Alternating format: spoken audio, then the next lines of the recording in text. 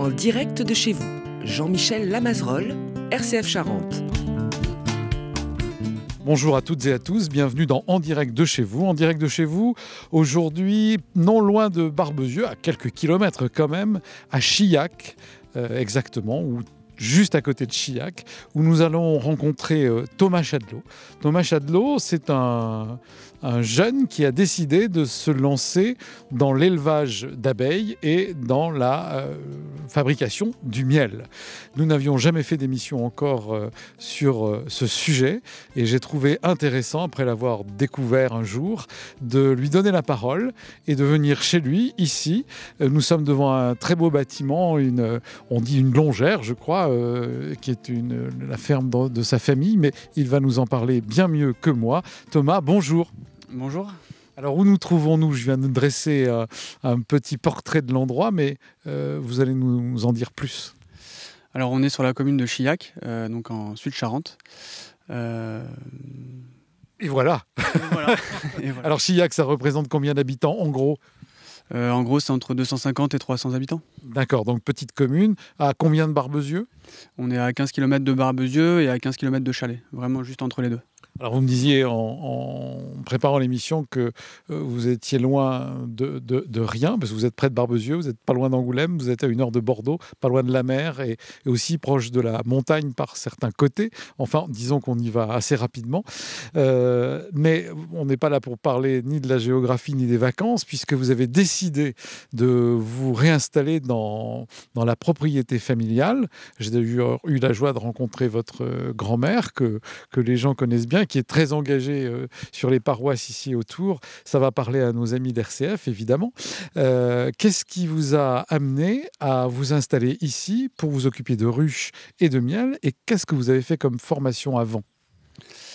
Alors, moi, c'est la propriété sur laquelle j'ai été élevé, sur laquelle j'ai grandi. Donc, j'ai un attachement particulier à cette terre, à cette propriété. En parallèle, depuis longtemps, moi j'ai quelques ruches quand j'étais apiculteur de loisirs. Donc là, j'ai toujours été passionné par ça. Et puis voilà, donc j'ai fait une école d'ingénieur en agronomie à Bordeaux. Et j'ai eu une première expérience en tant que salarié dans une exploitation agricole dans les Landes. Et puis voilà, j'ai eu le besoin à un moment donné de revenir, d'avoir un projet à moi. Voilà. Donc ça s'est fait de cette manière-là. Alors, je suppose que ingénieur agronome et les abeilles, c'est pas tout à fait. Qu'est-ce qui peut être commun ou comment ça peut vous aider aujourd'hui ? C'est pas la même démarche. Alors, il faut savoir qu'ingénieur agronome, ça nous amène à pouvoir faire un petit peu tout ce qu'on veut sorti d'école, quoi. Donc, on peut être aussi bien agriculteur, que ce soit apiculteur, céréalier, éleveur laitier ou tout ce qu'on veut. On peut aussi très bien travailler dans les banques, on peut travailler dans les chambres d'agriculture, on peut travailler en politique, on peut travailler en agroalimentaire. Voilà. Moi, j'ai des copains qui sont un petit peu dans tous les secteurs d'activité, tout ce qui touche de près ou de loin à l'agriculture, à l'agroalimentaire. Et l'apiculture, c'est de l'agriculture, quoi. Bien, ça on va le préciser. Qu'est-ce qui vous a poussé, vous, à rejoindre le monde de l'agriculture, même dans vos études ? Depuis tout petit, j'ai toujours été passionné de tout ce qui touche à la production. Donc avec mon grand-père, on a planté pas mal d'arbres fruitiers qu'il y a d'ailleurs sur la propriété. J'ai toujours été très proche de la nature. Donc voilà, ça a été tout naturellement, à un moment donné, une évidence pour moi que de tourner vers l'agronomie, quoi. Bon, alors là, comme il pleut un peu quand on enregistre l'émission, on va aller à l'endroit où vous avez commencé votre activité. On terminera par un autre endroit où vous allez poursuivre votre activité. On est toujours sur la propriété.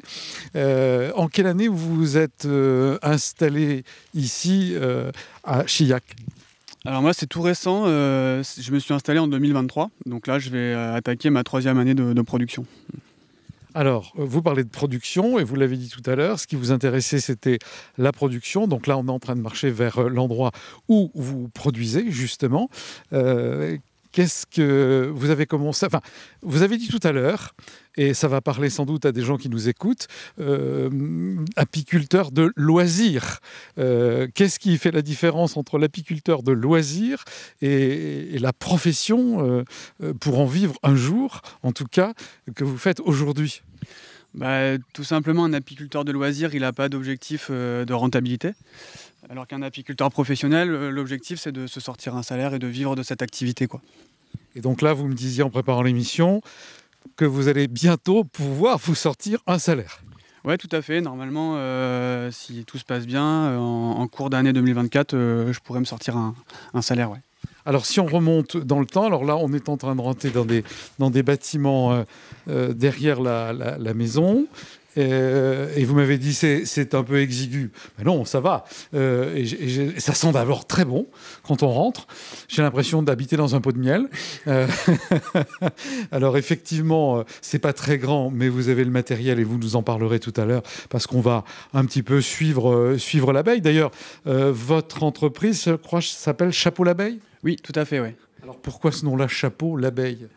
Chapeau l'abeille parce que je suis un peu en référence à Chapeau l'artiste pour remercier un petit peu l'abeille qui est quand même un animal extraordinaire qui fait énormément de choses. Donc on peut produire du miel, on peut produire de la propolis. C'est connu depuis la nuit des temps comme des produits qui ont des bienfaits pour la santé. Et en parallèle de tout ça, il y a un service de pollinisation qui est fait. Et tout le monde est bien conscient aujourd'hui que sans abeilles ou sans insectes pollinisateurs, il y aurait très peu de légumes et de fruits, quoi. Oui, vous parliez de production, justement. Qu'est-ce qui vous a poussé à aller, alors, du loisir de l'abeille, on en parlait à l'instant, à ce métier de l'abeille et surtout à l'abeille proprement dite ? C'est une bonne question. Je sais pas, j'ai toujours été intéressé par l'apiculture. Et puis c'est une activité pour laquelle, si on fait ce qu'il faut, on peut avoir un développement assez rapide, sans avoir des investissements trop lourds. Voilà, et puis je suis amoureux de la diversité de produits qu'on peut faire. Il y a un côté terroir, il y a un côté millésime aussi. Au même endroit, d'une année sur l'autre, on ne va pas forcément faire le même miel. Donc tout ça, je trouve ça vraiment passionnant aussi. Et alors, ça, on ne le sait pas forcément, enfin, on s'en doute peut-être, mais il y a une itinérance dans ce métier, puisque j'ai lu que vous aviez amené des ruches dans les Landes où vous travailliez avant, et qu'il là, il y avait une bruyère particulière qui allait donner, évidemment, puisque les abeilles butinent, une coloration et un goût particulier au miel. Oui, alors il y a beaucoup d'apiculteurs qui pratiquent la transhumance. Voilà, pourquoi ? Parce que dans une zone, on va avoir un type de végétation et peut-être qu'à une période de l'année, il n'y aura pas de fleurs, donc pas de ressources nutritives pour l'abeille et auquel cas, il peut être intéressant pour l'apiculteur d'emmener les ruches dans un autre endroit où à ce moment-là, il y a une ressource nutritive, quoi. Et moi, j'aime beaucoup le miel de bruyère cendré, alors qu'on ne trouve pas que dans les Landes, mais qu'on trouve en densité suffisamment importante pour faire du miel monofloral pur bruyère. Et donc c'est pourquoi j'ai transhumé les ruches dans les Landes cette année. Ouais. Combien de ruches pour qu'on ait un peu une idée, une image ? Aujourd'hui, j'ai un cheptel de 150 colonies et l'objectif, c'est d'arriver à entre 200 et 250 dès la fin du printemps et de stabiliser l'exploitation avec cette quantité de ruches-là. Et quand vous êtes parti en transhumance dans les Landes, vous aviez combien de ruches avec vous ? J'ai emmené une trentaine de ruches. Oui, il faut déjà un beau camion, je pense. Oui, c'est un camion type L2H2. Alors ça veut dire que la ruche, on va en venir à l'animal en particulier, vous fermez la ruche, elles ne peuvent pas évidemment s'envoler, comment ça fonctionne ? Non, les ruches restent ouvertes, parce que si on ferme la ruche, ça risque de surchauffer et en fait les abeilles vont mourir de chaud. Elles vont mourir asphyxiées, quoi. Donc on laisse les ruches ouvertes, on les charge le soir à la tombée de la nuit ou le matin de très bonne heure, on les met dans le camion, on les laisse ouvertes et on fait le trajet, on les décharge et voilà.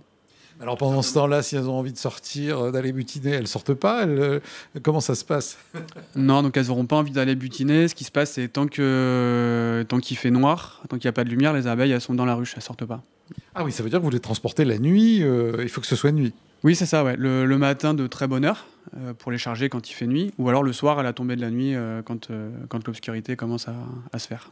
Donc c'est ça, vous arrivez, vous êtes mesdemoiselles, vous êtes arrivées, à vous de bosser. C'est exactement ça. Alors si on en vient à l'animal en particulier, qu'est-ce que vous avez appris d'elle et comment ça fonctionne une ruche ? Alors déjà, il y a une reine et la qualité de la reine, et c'est ça qui dicte la productivité de la ruche, c'est ça qui dicte tout. Donc une reine de mauvaise qualité, elle va pas durer très longtemps, il va falloir la renouveler, sinon c'est une ruche qui produira pas de miel. Donc une grosse partie de la technicité du boulot d'apiculteur se fait sur la détection des reines qui sont en fin de course, ce qu'on dit. Voilà. Et ensuite, le gros boulot de l'apiculteur, c'est aussi sur toute la partie du printemps, où on est en jour croissant, et donc le cycle de l'abeille est à son maximum. Donc il y a une dynamique de ponte qui est énorme, et donc avec une envie de reproduction naturelle de l'abeille. Donc ça s'appelle l'essaimage, ce que beaucoup de gens ont déjà vu, des essaims qui viennent se poser à droite à gauche.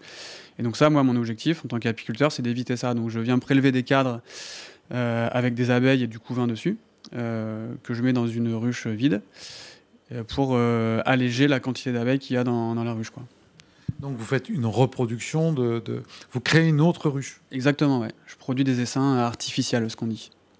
Alors, il y a aussi des essaims, comme vous dites, qui se baladent. Qu'est-ce qui se passe là? C'est une reine, une reine indépendante qui est partie avec sa colonie, parce que ça, on l'a eu des fois. Moi, je l'ai eu chez moi, par exemple, de voir un essaim d'abeilles qui se pose à un endroit et il faut appeler un apiculteur ou autre, ou alors il part de lui-même, cet essaim. Comment ça fonctionne, ça, naturellement dans la nature? Eh bien, la colonie, quand elle est trop populeuse, les abeilles, il y a un système hormonal qui fait qu'à ce moment-là, elles vont élever des nouvelles reines. Et la vieille reine va partir avec la moitié des abeilles. Et donc, c'est l'essaim qu'on trouve posé dans une branche d'arbre ou quelque chose comme ça. C'est une partie des abeilles de la ruche, plus la vieille reine qui est partie ailleurs. Donc, c'est le moyen de reproduction naturelle des abeilles. Donc vous le faites vous-même, enfin, c'est vous qui jugez et qui faites cela. La vie d'une abeille, je ne parle pas de la reine, enfin, on peut aussi parler de la reine, c'est combien en termes de temps de vie, et qu'est-ce qu'elles font suivant leurs différentes places dans la ruche, qu'est-ce qu'elles font chacune? Alors une abeille en période estivale, elle va vivre en moyenne 5 semaines. Donc c'est une période de vie assez rapide. La reine, elle, en fonction de sa qualité, elle va vivre au grand maximum 5 ans. Mais il y a des reines qui vont vivre 6 mois parce qu'elles sont de mauvaise qualité, et d'autres qui vont vivre 2 ans, 3 ans, 4 ans. Voilà. Et ensuite, une abeille, elle va avoir toutes les tâches qui peuvent apparaître à une abeille au cours de sa vie, et c'est seulement en fonction de son âge qu'elle va avoir une tâche différente. Donc une jeune abeille, elle va être par exemple nourrice, donc elle va nourrir les larves, et une vieille abeille va être butineuse. Et au cours, entre ces deux étapes, elles vont passer par les différentes activités, donc ça veut dire cirière, nettoyeuse, gardienne, etc. Ah oui, donc chaque abeille passe par tous les postes. Exactement, c'est juste une question de tranche d'âge qui fait que c'est prédéterminé, ou de tel âge à tel âge, elle va avoir telle activité, et ensuite une autre activité, et voilà. Et alors la reine, quel est le facteur qui fait qu'elle est reine? Une reine, c'est le même œuf qu'une abeille classique, qu'une ouvrière. La seule différence, c'est qu'elle va être nourrie à la gelée royale beaucoup plus longtemps qu'une abeille classique. C'est d'ailleurs pour ça qu'on appelle ça gelée royale. Voilà. Ah oui, c'est juste une question de nourriture. Exactement. Et comment les abeilles vont se choisir une reine? Comment ça fonctionne? C'est pas un principe ni démocratique ni autre. Comment, vous qui êtes ingénieur quand même, vous allez nous expliquer comment ça fonctionne? Alors c'est un système phéromonal en fait. Quand la vieille reine elle est en perte de puissance, et à ce moment-là elle émet moins de phéromones. Et donc du coup à ce moment-là les abeilles vont élever des nouvelles reines, et elles choisissent des larves. Alors elles en élèvent plusieurs pour être sûres d'en avoir une viable. Et de ce phénomène-là, la première reine qui va naître, si elle est viable, elle est en bonne santé, elle va tuer les autres reines au fur et à mesure pour garder sa place. Et juste avant la naissance de la première reine, la vieille reine va partir avec une partie des abeilles. Et c'est comme ça que se passe le phénomène de reproduction chez les abeilles. Ben voilà, avec vous, tout c'est clair et tout devient simple. Alors maintenant qu'on voit comment ça fonctionne dans ce monde de la ruche, comment est-ce que les périodes où elles vont butiner, etc., pour nourrir leur famille, et là, vous allez prélever le miel, etc., comment tout ça fonctionne, le temps, j'allais dire, dans l'année? Alors, dès cette période, en fait, vous aurez pu apercevoir des noisetiers en fleurs. Donc par des belles journées assez douces, on va dire que 12-13 degrés, les abeilles vont sortir et elles vont aller chercher le pollen sur les fleurs de noisetier. Faut savoir que les abeilles, elles ont besoin de deux choses, de sucre et de protéines. Les protéines, elles l'obtiennent via le pollen des plantes et l'énergie, elles l'obtiennent via le sucre. Et le sucre, c'est du miel, mais avant que ça soit du miel, elles vont chercher le nectar à l'intérieur des plantes. Et donc voilà, donc dès à présent, c'est les premières sources de pollen, c'est le noisetier. Et très rapidement, on va arriver au mois de mars avec des premières ressources, fin février, début mars, avec le saule qui va être en fleurs, puis le pissenlit. Et donc sur le pissenlit, on pourra avoir les premières mielées que nous, apiculteurs, on va récolter pour faire du miel. Et ça va s'échelonner comme ça toute l'année. Alors en Charente, ça va aller jusqu'au tournesol, donc au mois de juillet. Après le tournesol, il n'y a plus grand-chose. Et si on va chercher un petit peu plus loin, notamment dans les Landes ou des zones comme ça, là on va avoir de la bruyère, et notamment la bruyère calune, qui elle fleurit sur le mois de septembre. D'accord. Et après le mois de septembre, c'est terminé. Elles se mettent en hibernation. Comment ça se passe? Oui, c'est ça. Alors, il y a génétiquement, quand on arrive en jour décroissant, la reine va pondre des œufs qui vont faire des abeilles, ce qu'on appelle diutinus, donc qui vont être génétiquement programmés pour faire plus de réserves, plus de corps gras. Et donc ces abeilles-là ne vont pas vivre 5 semaines, mais vont vivre 6 mois. Et vont pouvoir passer tout l'hiver dans la ruche. Mais elles sont génétiquement programmées pour être un petit peu différentes des abeilles estivales. D'accord. Alors, maintenant qu'on a vu l'abeille, son travail, son cycle de vie, etc., la période, j'allais dire, faste jusqu'à l'hibernation, vous, votre travail de récolte, on a tous l'image de l'apiculteur avec sa tenue, son chapeau avec le petit grillage, sa soufflette avec de la fumée pour un peu les endormir. Je ne sais pas, vous allez nous raconter. Vous interveniez quand et comment dans cette saison avant l'hibernation? Alors en fait, moi, mon objectif, alors c'est moi, mon entreprise, c'est pas forcément l'objectif de tous les apiculteurs, mais moi je veux faire le maximum de miel monofloraux, et donc du coup c'est beaucoup plus de travail que faire un simple mélange toutes fleurs, parce qu'il faut récolter, il faut déjà se balader dans la nature et voir à quelle période sont en fleurs telle et telle plante. Et en moyenne, je vais récolter toutes les 3 semaines, tous les mois, chaque ruche, pour vraiment isoler la fleur en question, quoi. Alors quand on voit écrit miel toute fleur, ça veut dire qu'il n'y a pas de sélection? Non, il n'y a pas de sélection, et tous les apiculteurs le font sur le mois à partir de fin mai jusqu'à mi-juin. En fait, il y a tellement de fleurs en fleurs en même temps que c'est quasiment impossible d'aller sélectionner les fleurs, à part dans des environnements particuliers. Mais en tout cas, dans la région et dans une grosse partie des régions françaises, c'est ce qui se passe. Et donc, on appelle ça du mélange miel toute fleur, quoi. Voilà. Alors là, on a compris tout ça. Vous, votre travail, comment vous fonctionnez pour ceux et celles qui ont vu, comme je l'ai dit, des images, mais ça veut dire que vous arrivez auprès de la ruche, vous soufflez un petit coup, vous ouvrez le chapeau, vous tirez je ne sais pas comment on appelle ça, où il y a les alvéoles, etc. Racontez-nous. Alors déjà, il y a la ruche, le corps de ruche. Ça, moi, j'y touche pas. Et ensuite, on vient poser des rehausses sur la ruche. Et là, en fait, les abeilles vont stocker le miel, du miel en plus que dans le corps de ruche, dans les hausses.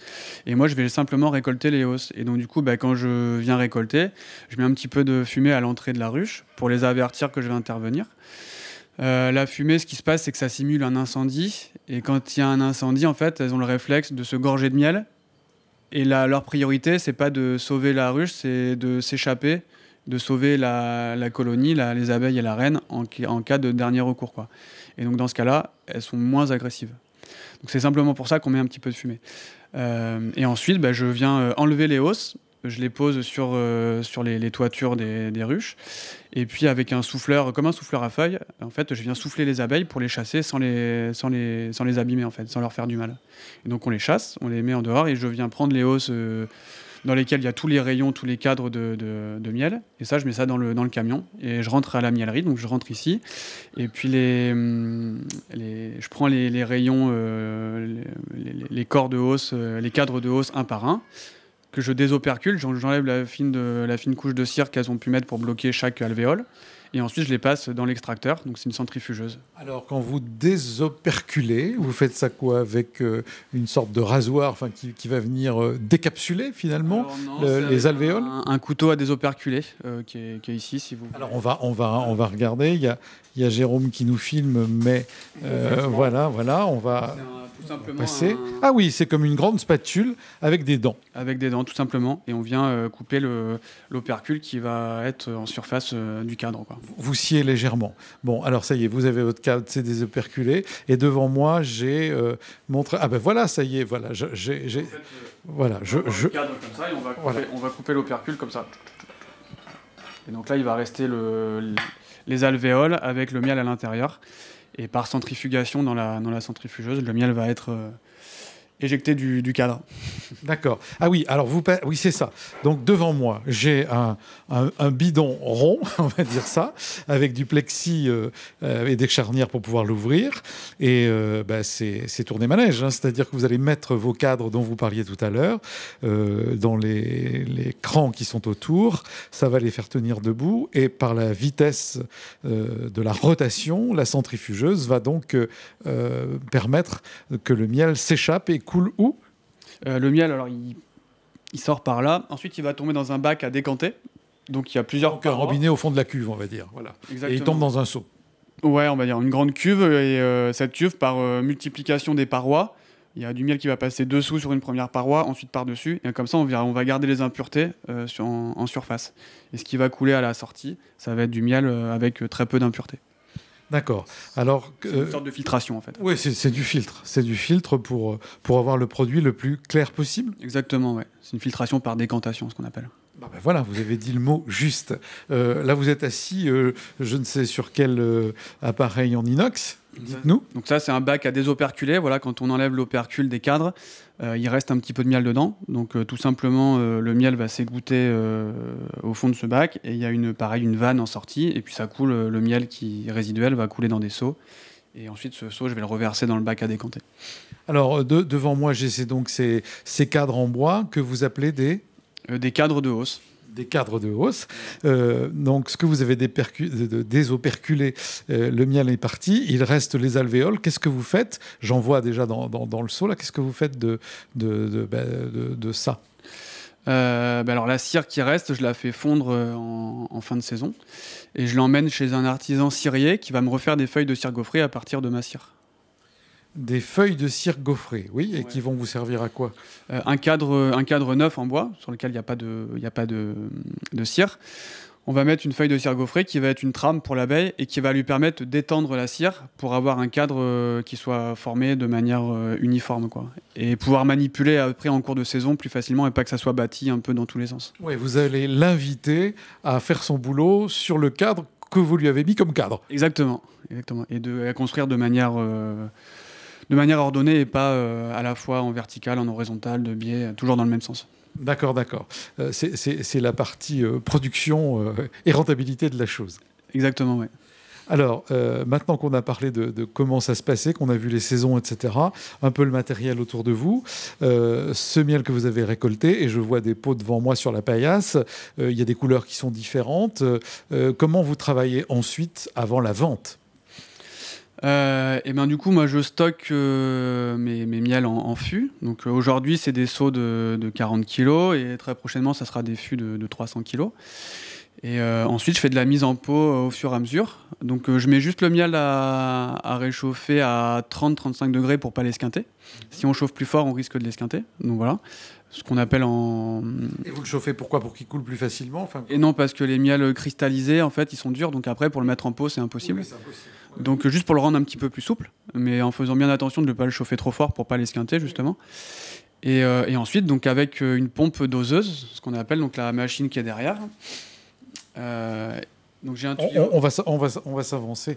Hop, on passe à travers les tuyaux, Ouais, c'est un etc. petit peu Voilà. exigu. Donc là, il faut imaginer ce tuyau qui va venir être raccordé ici, comme ça. Voilà, qui est donc un gros tuyau en plastique à spirale, voilà, PVC alimentaire, c'est ça. Et donc ça, le fond va tomber dans le seau de miel. Et donc la pompe va aspirer le miel. Et on peut régler sur cette machine la quantité, le poids de miel qu'on veut exactement. et de cette manière remplir les pots un par un, de manière semi-automatisée entre guillemets. D'accord, des pots en verre à vis. Et alors le miel dans vos récipients qui vont bientôt devenir encore plus énormes en fonction de la récolte, ça se garde naturellement combien de temps ? Le miel, il n'y a pas de date de péremption, c'est un conservateur naturel. Maintenant, l'objectif, c'est de le vendre dans les 1 an et demi, 2 ans maximum après la récolte. Ouais. D'accord. Alors, maintenant, parlons des différents miels que vous faites. On parlera peut-être de celui que vous allez faire dans les Landes pendant cette transhumance, mais là, sur le territoire de Charente et de Chillac, Thomas Chadelaud. Alors, Sud-Charente et Charente, globalement, on a la chance d'avoir une diversité naturelle de sol et donc, du coup, une diversité de végétation, ce qui nous permet d'avoir quand même une diversité de miel assez intéressante. Je trouve que c'est une chance qu'on a. Sans faire de grosses transhumances, on peut faire tout ça, alors que pas mal d'apiculteurs font des transhumances de 300, 400, 500 km pour aller chercher des miels différents. Donc voilà, pour revenir un peu sur les différences de sol, on va avoir aussi bien des sols calcaires que des sols argileux. Moi ici, c'est des sols plutôt argileux, et de l'autre côté de la départementale, on a ce qu'on appelle la zone de Landes de Guisanjar, donc des sols sableux. Et en allant sur Passirac, au contraire, on a des sols calcaires. Donc voilà, moi, le schéma, c'est en début de saison, je vais faire un miel de printemps. Donc selon les endroits, là où il y a du colza, ça va être du colza pur. D'autres endroits, ça va être un tout de fleur de printemps dans lequel il va y avoir du pissenlit, des arbres fruitiers, de l'aubépine, voilà, toutes ces choses-là. Ensuite, il y a l'acacia. Donc l'acacia, moi, je vais transhumer en Charente-Maritime à 40 km, 30-40 km d'ici, en allant vers Borès et Martron. Ensuite, il y a le miel toute fleur qui va se faire. Ici, à Chillac, sur la propriété, je vais faire aussi un premier miel de forêt, un forêt de printemps. Donc il y a un mélange de miellat, de chêne et de tilleul, plus certainement un petit peu d'autres choses. Ensuite, il y a le châtaignier. On a la chance d'avoir un petit peu de châtaignier dans la zone, à Chillac, Passirac, voilà, toute cette zone-là. Donc je vais faire un miel de châtaignier. Ensuite, ici, je vais faire un miel de tournesol. Et puis ensuite, il va y avoir un second miel de forêt, une forêt d'été qui va arriver. Et puis, qu'est-ce que j'oublie ? Après, il y a des miels, des toutes fleurs d'été aussi qui vont être selon les zones. Et puis après, moi, je fais la transhumance dans les Landes justement pour ce miel de bruyère. D'accord. Alors maintenant, on arrive à la fin de l'émission. Où est-ce qu'on vous trouve sur des marchés, etc. On tape sur Google chapeau l'abeille et on vient chercher le miel ici. Où est-ce qu'on peut acheter vos miels, Thomas ? Alors moi, je suis présent le samedi matin sur le marché de Barbezieux, le dimanche matin sur le marché de Baignes, le vendredi matin sur le marché de Jonzac. Et puis j'ai quelques partenaires, donc les marchés fermiers, les fermiers gastronomes à Chalais et La Roche-Chalais. Je suis également présent à la fromagerie le temps d'un fromage à Cognac. Et puis je vais depuis peu au Carrefour Market d'Archillac. Et puis je vais développer un petit peu parce que c'est ma 3e année, donc les volumes vont augmenter, donc je vais développer un petit peu les magasins aussi cette année. Voilà. Bien, il faut faire aussi une partie commerciale et vous avez des bâtiments en construction pour agrandir et quitter le local où nous sommes. Exactement, oui, ça devient un petit peu trop exigu et donc c'est pas très pratique. Donc là, je suis en plein projet de construction d'une miellerie adaptée, dimensionnée à mon projet. Eh bien, on va continuer à vous suivre. Merci de nous avoir reçus, Thomas Chadelaud, aujourd'hui à Chillac. Et j'allais dire, pour finir, chapeau l'abeille. Et moi, je vous dis à la semaine prochaine pour une autre émission d'En Direct de chez vous.